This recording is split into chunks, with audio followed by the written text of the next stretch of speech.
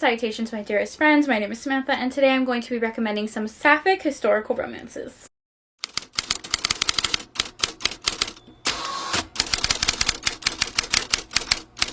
Hi, hello, welcome back to my channel, and welcome back to Trope Week. If you don't know what Trope Week is, it is a series that I occasionally do here on my channel where for an entire week I pick a specific romance book trope and give you a bunch of recommendations.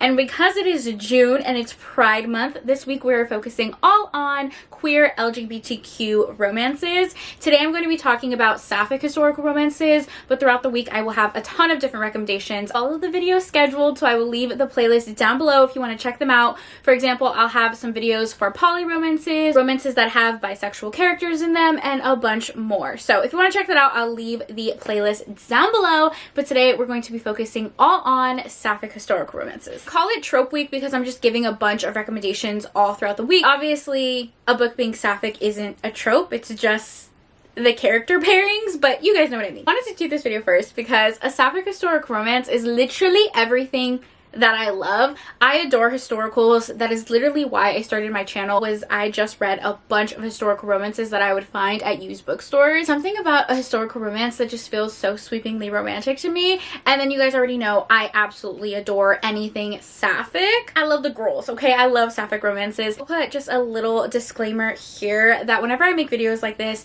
the comments will be kind of outrageous. Just put a disclaimer here to not waste your time, okay? Don't be coming in my comments acting stupid, saying Sapphic books aren't romantic or you don't read Sapphic books. The comment will be deleted, you will be blocked, talk to me nice. For some reason, y'all like to get real fucking crazy whenever I do a Sapphic romance video. Remember who the fuck you're talking to. Let me just say that. Okay, moving on. We're gonna keep it cute. We're gonna keep it fun in this video. I have 6 books to talk about and recommend to you guys. And then I have a couple at the end that I have on my TBR, and I'll talk about it in case you want to add them to your TBR as well. First book I want to talk about is actually one of my favorite historical romances ever. I just think it's so freaking romantic, and that is The Lady's Guide to Celestial Mechanics by Olivia Waite. This book follows our heroines Lucy and Catherine. The book really starts off by following our heroine Lucy. She's a scientist and an astronomer, and she has for many years worked very closely with her dad. However, her dad ends up passing away, and she is trying to continue her scientific endeavors but keeps hitting a bunch of roadblocks because she is a woman. Kind of ends up corresponding through letters with a benefactor of her father's. That's where Catherine comes in. Catherine is a very wealthy widow. Her husband had passed away and he was a scientist himself, and they would donate to like the scientific community, so she's very well known in that circle. They end up corresponding through letters, and Catherine lets Lucy stay at her house, and she's going to introduce her to the scientific community, and they fall in love. And it is such a special, sweet, emotional romance. I absolutely love the bond that they have. I love our heroine Lucy. She is so smart and kind, and we love a woman in STEM over here. So it's such an amazing historic romance. I highly recommend if you want something just like sweepingly romantic. Olivia Waite does have another Sapphic historical romance. It's called The Hellions Waltz, and that one's also a really good one. My next recommendation is kind of the opposite of that because this one is a novella, so it's much shorter and a little steamier, and that is Budding Romance by Laura Kinsey, an author who predominantly writes on Kindle Unlimited. She mainly writes queer historical romances. This one is a Sapphic historical romance. One of our heroines is a governess, and she's opening like her first boarding school for young ladies. She's just about to open, putting on all of the final touches, and she needs a gardener. Ends up hiring our heroine thinking that he is a man, and when she realizes that our heroine is a woman, they have some pretty intense chemistry with one another. This is another one that is just really sweet, very low stakes, kind of like a steamy novella. This one I picked up like on a whim. I think it was one of those books that was recommended to me on Kindle Unlimited, like, you may like this book. And I certainly did. Like, I think about it often, and it's pretty underrated in my opinion. It only has 172 ratings on Goodreads. It's very short and steamy, very low angst. It does have an additional novella with that same couple. It's called Blooming in the Sun. It's basically the couple going on holiday together, and it is, again, just really short and sweet. It has even less ratings on Goodreads. It only has 17 ratings. If you're someone who likes novellas, then check out Laura Kinsey on Kindle Unlimited. This next one is another novella, and it is called A Little Light Mischief by Cat Sebastian. This is technically like 3.5 in a series, but you can absolutely read it out of order. Kat Sebastian writes a ton of queer historic romances that I absolutely adore, so I would recommend essentially any book by them. The book follows our heroines Molly and Alice and has a little bit of a class difference. Alice comes from a family of nobility and our heroine Molly is her lady's maid. Little scandalous class difference there for you. The chemistry between the two of them is absolutely adorable. Whenever they're in the same room together, they cannot keep their eyes off of each other. They end up really bonding despite their class difference. This book, Molly is cast out by her judgmental father, so the two heroines kind of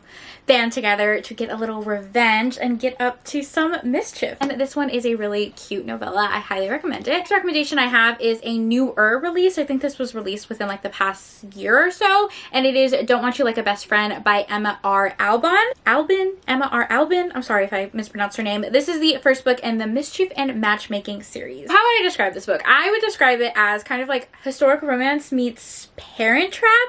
So it's definitely a French lovers romance. Our two heroines are in their first season and they immediately befriend each other, and they notice that their parents have quite the connection. Parents are widows, not married, and they do have chemistry with one another. So the two girls kind of like devise a plan that they're going to try to play matchmaker. In doing so, they end up falling in love with one another. Kind of recognize that they have feelings for each other and think like if their parents were to be married and they live in the same house, stuff can happen, you know what I mean? Anyways, this is a really sweet friends to lovers historical romance. I really liked the writing style and I am excited to read more from this author. I know she has another book in the series. This one comes out in August. It's called You're the Problem, It's You, and this is a male romance. You can tell by the titles there is some, you know, Taylor Swift song references. I don't know too much about Taylor Swift and her songs, so those references went over my head, but if you are a Swiftie, then you probably will like those small little details. Next one I want to talk about is An Island Princess Starts a Scandal by Adriana Herrera. I love Adriana, you guys.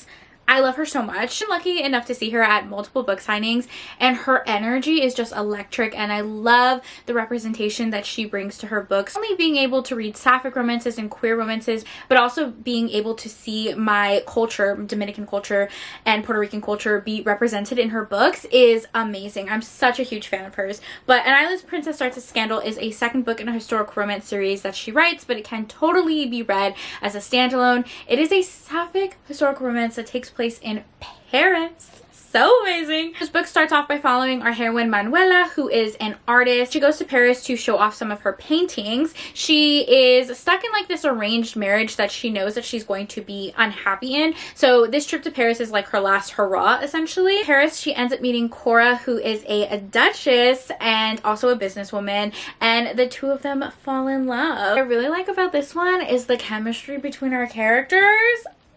So hot, so electric. This is a steamier historical romance, which I do like.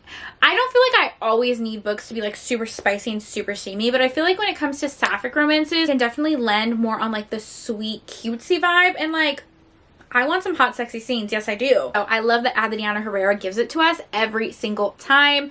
What the heck? Why did my hair do that weird thing? I should have tucked it behind my ear.